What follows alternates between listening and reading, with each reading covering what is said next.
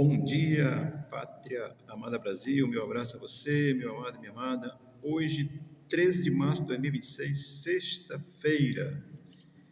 Tem aqui uma palavra de Deus para você, quero te abençoar em nome de Jesus. Amém. Que o Senhor te encontre em paz. Mateus, capítulo 27, versículo 35, 36 e 37, diz assim a santa e gloriosa palavra de Deus. Depois de o crucificarem, repartiram entre si suas vestes, tirando a sorte, e assentados ali o guardavam. Por cima de sua cabeça puseram escrita a sua acusação: Este é Jesus, o Rei dos Judeus. Amém? Hoje é 13, para quem é sexta-feira, para quem é supersticioso, você deve estar com medo. Mas o cristão verdadeiro não tem superstição. Isso é para quem não crê em Cristo, tá certo? O capítulo 27 de Mateus, do versículo 1 ao 2, Jesus é entregue a Pilatos pelos soldados. Do versículo 3 ao 10 é o suicídio de Judas. Do versículo 11 ao 26, Jesus perante Pilatos. Do versículo 27 ao 31, Jesus entregue novamente aos soldados. No versículo 32, Simão leva a cruz de Jesus. Do versículo 33 a 44, a crucificação de Jesus. Do versículo 45 a 56, a morte de Jesus. Do versículo 57 a 61, sepultamento de Jesus. Dos versículos 62 a 66, a guarda de soldados no sepulcro para guardar o sepulcro de Jesus. Amém? Esse é o contexto do capítulo 27. Vamos aqui aprender um pouco com a Escritura, com a Palavra de Deus, nos versículos 35, 36 e 37 do capítulo 27 de Mateus, que diz assim, versículo 35, depois de o crucificarem, repartiram entre si suas vestes, tirando a sorte. Esse texto do versículo 35 do capítulo 27, ele nada mais é do que uma afirmação do cumprimento da profecia que as vestes de Jesus deveriam ser repartidas entre as pessoas. Nós vamos encontrar isso no Salmo 22, versículo 18, que diz assim, repartem entre si as minhas vestes e lançam sorte sobre a minha túnica. Amém? Então, quando Cristo é crucificado, foi tirada a sua túnica e os soldados lançaram sorte para ver quem ficava com a túnica, porque eles acharam a túnica muito bonita, não queriam partir, mas esse fato de não querer e lançar sorte é exatamente para que a profecia a esse respeito fosse cumprida.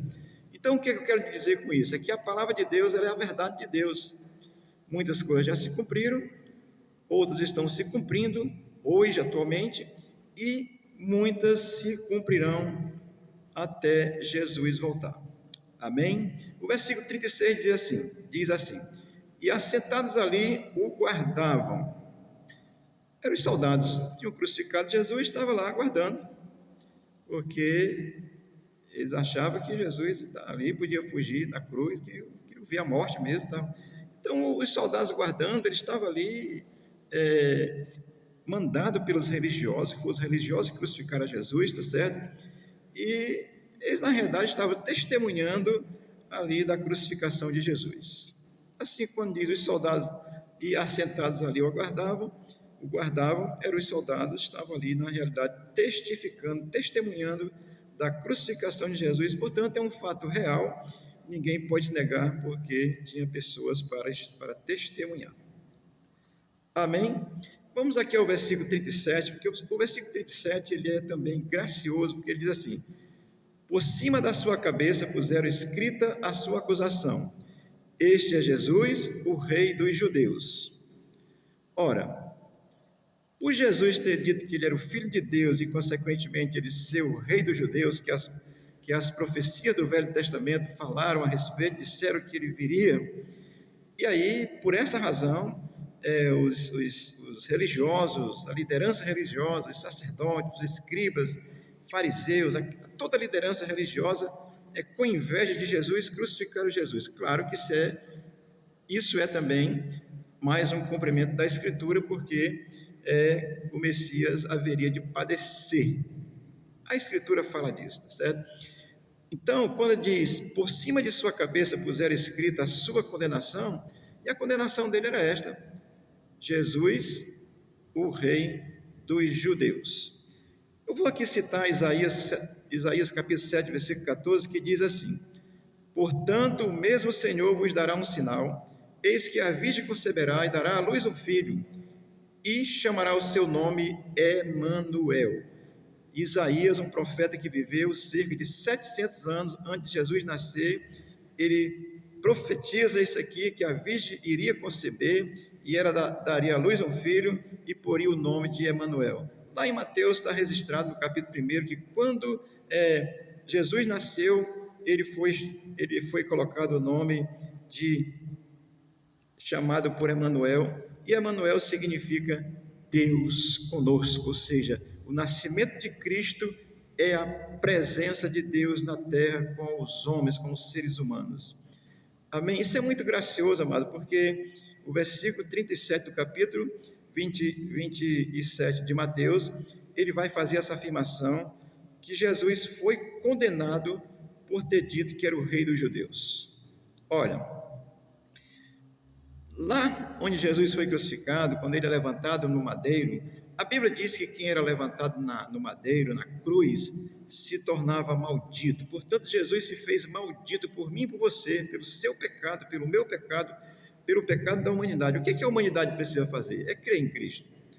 Amém? Então, quando Jesus é colocado no madeiro, levantado entre o céu e a terra, como sinal de vergonha, de horror, assim, de humilhação, Jesus foi vituperado, envergonhado, humilhado ali, com tudo que ele passou, com tudo que ele sofreu, por minha causa e por sua causa.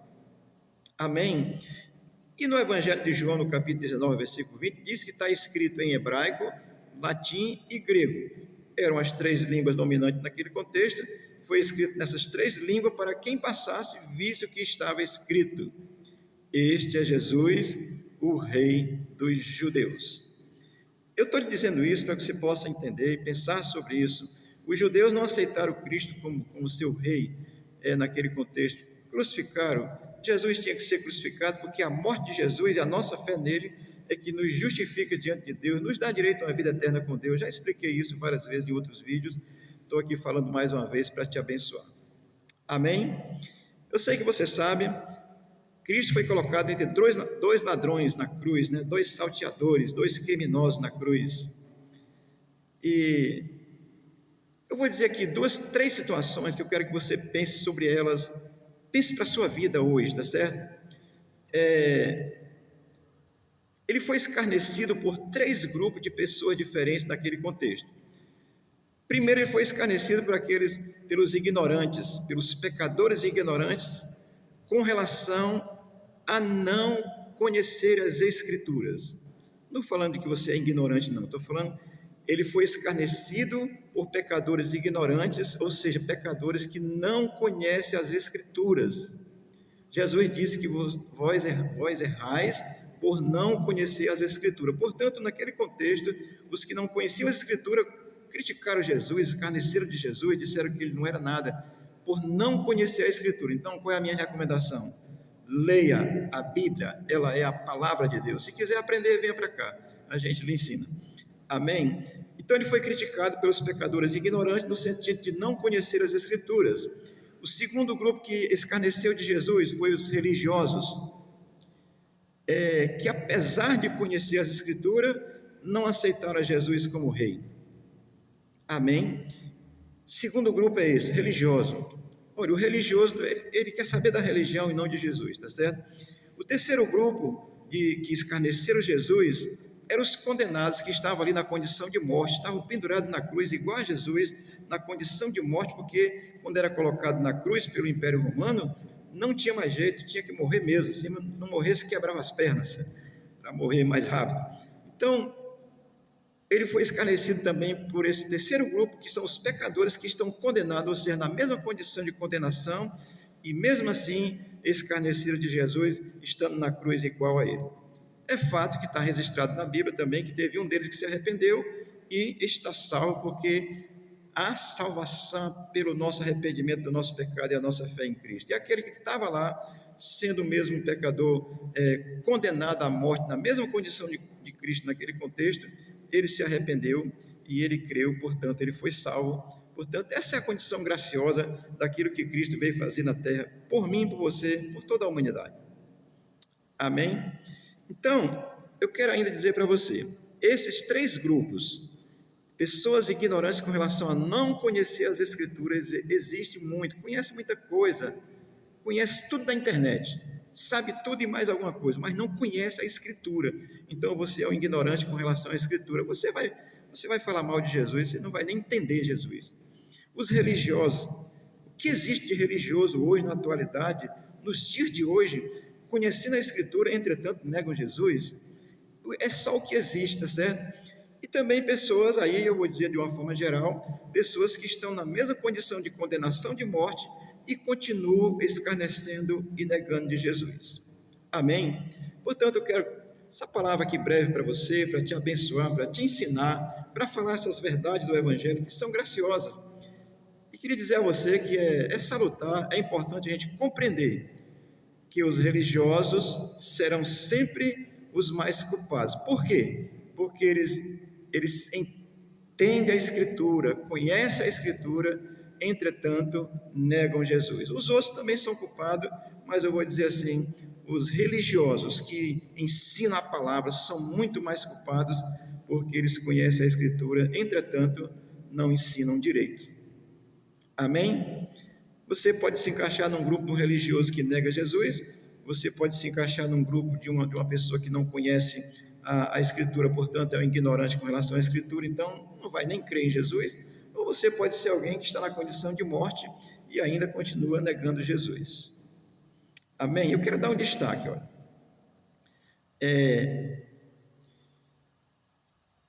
Todos nós que estamos vivos, estamos numa condição de condenação de morte física.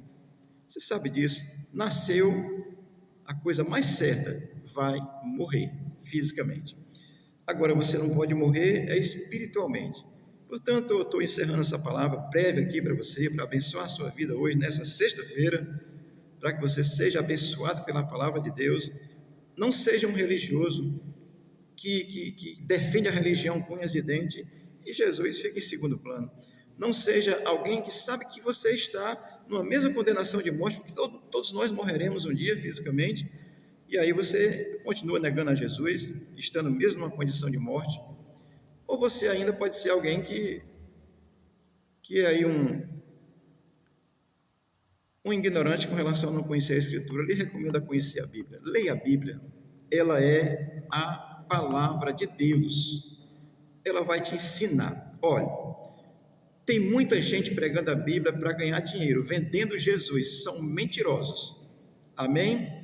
Não caia nessa onda, não. A mensagem central da Bíblia é você crer em Jesus Cristo como Senhor e Salvador. Deixa eu ler um texto com relação aos religiosos. Livro de Mateus, capítulo 23, versículo 13, nós vamos encerrar dizendo isso a você. Mateus 23, 13. Ai de vós, mestres da lei e fariseus, hipócritas, vocês fecham o reino dos céus diante dos homens, vocês mesmos não entram, nem deixam entrar aqueles que gostariam de entrar. Isso é o religioso, meu irmão. Ele vai lhe chamar para a sua religião. Ele não vai apresentar Cristo como deve ser apresentado, não. Amém? Na cruz teve um ladrão que se arrependeu. Ainda há tempo. Enquanto está vivo, você pode se arrepender, você pode crer. Quem sabe hoje seja o dia de você entender a verdade em Cristo e tê-lo como Senhor e Salvador da sua vida. Amém? É uma breve palavra. Como hoje é sexta-feira 13, se você está com alguma superstição, tire a superstição da sua cabeça, porque quem confia em Deus não tem superstição. Deus te abençoe o Brasil, abençoe a nossa nação. Nossa nação está precisando de uma bênção, ela está entregue nas mãos de um governo ladrão, e aí nós precisamos que Deus faça uma interferência e abençoe a nossa pátria. E você também pode abençoar aí, entendendo que esse sistema que está aí é mau. Deus te abençoe a tua vida, a tua casa, e que você possa crer em Jesus Cristo como Senhor da tua vida. Amém.